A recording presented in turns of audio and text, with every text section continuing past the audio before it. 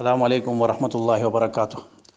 سرنگا جی سے ٹھیک ٹھاک خیریت تا شبر باری زندگی شاد و خیریت تا انشاءاللہ ریجے تروی الحمدللہ اعلیٰ د ټول عبادت په خپل دربار شو قبیل مزیر فرمی عرض می دا کو جی چې د اخیری الله سے ورځې شه درې قسمه عبادت دي چې سړی یې روزانه د مشوم مزنبات کوي نو ډیره غټه فایده وي. اوله دغه چې هر سړی د مشوم مزنبات په د اخیری الله سے ورځې شه د خپل وس مطابق صدقه کوي. 5 روپیې 10 روپیې 2 روپیې سمره صدقه کوي شي دای د الله په نوم باندې ورکوي. نو کېدای شي دغه شپه د لیلۃ القدر شپه شوه نو درې اتیا کولا یعنی درې بوندې اتیا کولا 83 سال عبادت ثواب لري چې دوی هر شپه په داسې صدقه ورکړي وي. و درنګ چې کیمه دوم عمل دغه ده چې د مشوم مزنبات په اخري لاس ورځې شه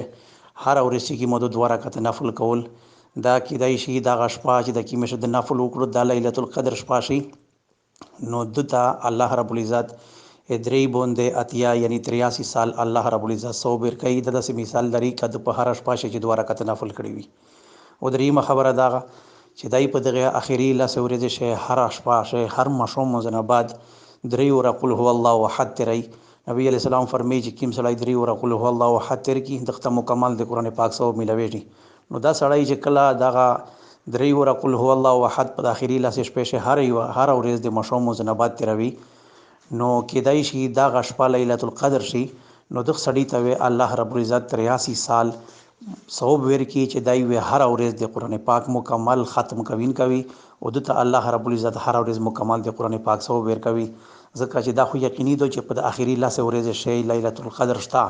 نو کېدای شي د یواش په شروع شي د تلاوت په کیما شي یا په شروع شي یا د نفل یا په شروع شي یا د صدقه په شروع شي نو دا درې بوندې اتیا کوله الله رب العزت صوب ورکوي دغه صوب مکمل شو دا نو دا زبردست میسج دا هر سړی دی ور وای بل مسلمان ته دی ورسای یا فائدې میسج دا اخیری لاس شپې دي چې موږ نه دغه تیرې نشي او هر سړی په داسې چې کیمه کم سے کم د درې عملو کو نو ان شاء الله تعالی امید د پوره ټول امت ته پوره الله تعالی د خیر سره یو ګرځي. جزاکم الله خیر. السلام علیکم ورحمت الله وبرکاته.